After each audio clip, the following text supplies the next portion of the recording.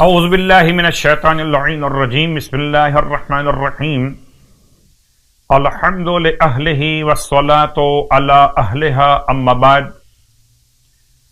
ماہ مبارک شعبان المعظم نیکیوں کا اور روزی کے بانٹے جانے کا مہینہ اور درخت طوبہ کی شاخ سے لپٹنے کا بہترین موقع،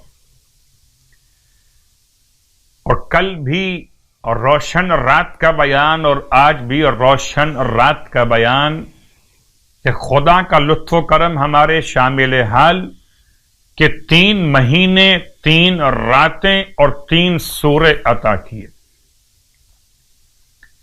3 مہینے مسلسل ماہ رجب، ماہ شعبان اور ماہ مبارک رمضان، اور 3 راتیں 13ویں 14ویں اور 15ویں شب، اور 3 سورے، سورہ یاسین، سورہ ملک اور سورہ اخلاص۔ تو جیسے کہ نمازیں بیان ہو چکی، ماہ رجب کے اعمال کے ذیل میں بھی پھر آپ کی خدمت میں تذکر کہ کل 2 رکعت نماز آپ نے پڑھی اور آج پڑھیں گے 4 رکعت نماز، ان 3 صورتوں کے ساتھ، یعنی کہ الحمد کے بعد سورہ یاسین، سورہ ملک اور سورہ اخلاص ایک ایک مرتبہ پڑھی جائے، اور اس کے ساتھ ساتھ درود جو ہم تلاوت کر رہے ہیں، اللہم صلی علی محمد وآل محمد، یہ پورا مبارک مہینہ درود کا مہینہ ہے، جتنا ہو سکے درود پڑھتے رہیے۔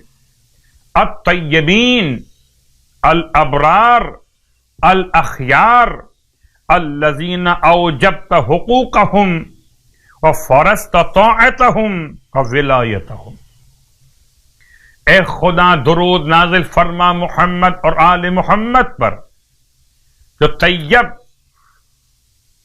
طیبین ابرار نیکی کا عمل بیان کرنے والے، الاخیار بہترین خیر بیان کرنے والے، کہ جن کے حقوق کو تو نے واجب قرار دیا اور جن کی اطاعت اور ولایت کو فرض کر دیا ہے۔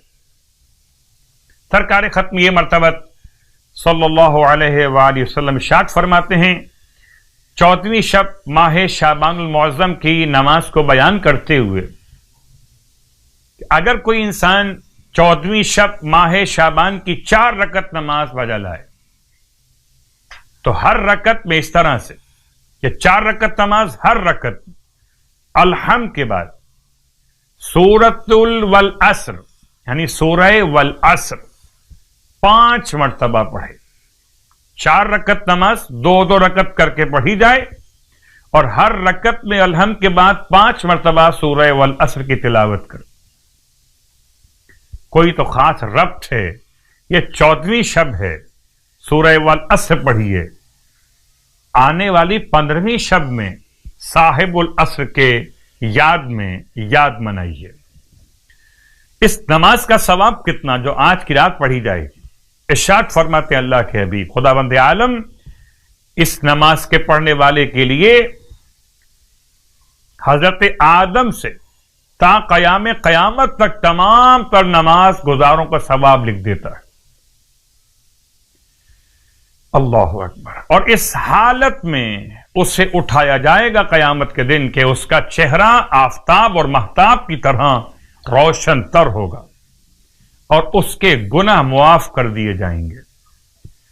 ماہ شعبان المعظم کے 14 روزے اگر کوئی مکمل کر لے تو اللہ کے حبیب صلی اللہ علیہ وآلہ ارشاد فرماتے ہیں کہ تمام درندے، چوپائے، حتیٰ دریا میں مچھلیاں تک ان پر الہام ہوگا کہ اس روزے دار کے لیے خدا سے مغفرت طلب کر۔